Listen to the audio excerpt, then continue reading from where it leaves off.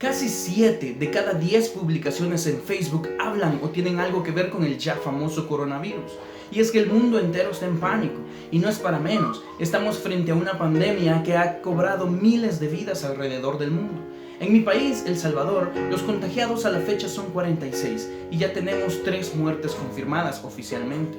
Se espera que las cifras empiecen a crecer a medida que van pasando los días, como ya lo ha hecho en muchos otros países.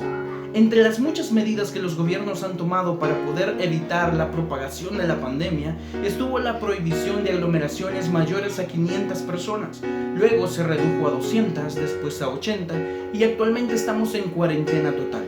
No podemos salir de nuestras casas a no ser por un motivo de fuerza mayor, como comprar alimentos o medicina. En medio de este caos mundial, las iglesias y congregaciones de todas las religiones han tenido que cerrar sus puertas, han tenido que suspender sus servicios y no serán capaces de reunir a su feligresía hasta nuevo aviso.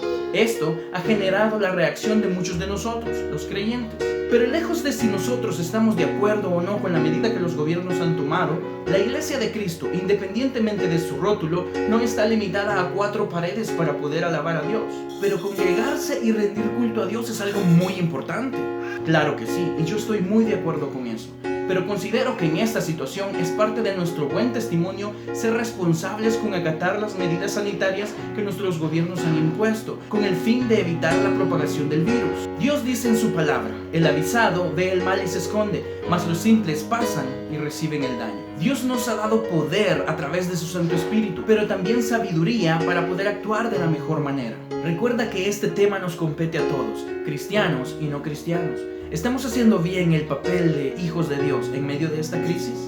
Si bien no es recomendable salir de nuestro hogar, hay muchas maneras en que podemos alabar a Dios y alimentar nuestra alma dentro del hogar, que de hecho deberían ser continuas en nuestra vida y no solamente en esta época de crisis. Te recomiendo tomar un espacio en tu día, leer una porción de la palabra de Dios y tratar de aprender de ella lo más posible. Puedes cantar alabanzas con tu familia o individualmente si así lo prefieres. Y lo más importante, ora tanto como puedas. Si el cristianismo tuviera una llave para ser exitoso, sería la oración, porque es a través de la oración que nos conectamos con Dios, es a través de la oración que sincronizamos nuestra voluntad a la de Dios y nuestros deseos a los de Él. Mientras más oración haya en nuestras vidas, más cerca estaremos de Dios. Cuando toda esta tribulación haya pasado, porque va a pasar, haremos un culto en acción de gracias a nuestro Dios. Nos vamos a reunir nuevamente y a una sola voz vamos a cantar a nuestro Dios con gozo, con alegría. Vamos a derramar nuestro espíritu delante de Él, de tal manera que el mundo entero se va a estremecer por la alabanza de los hijos de Dios. Pero mientras tanto, alimentemos nuestro espíritu en casa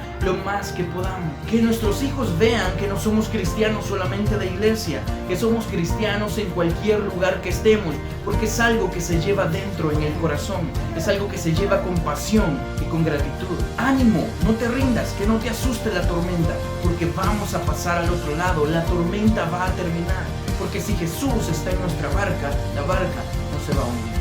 Que Dios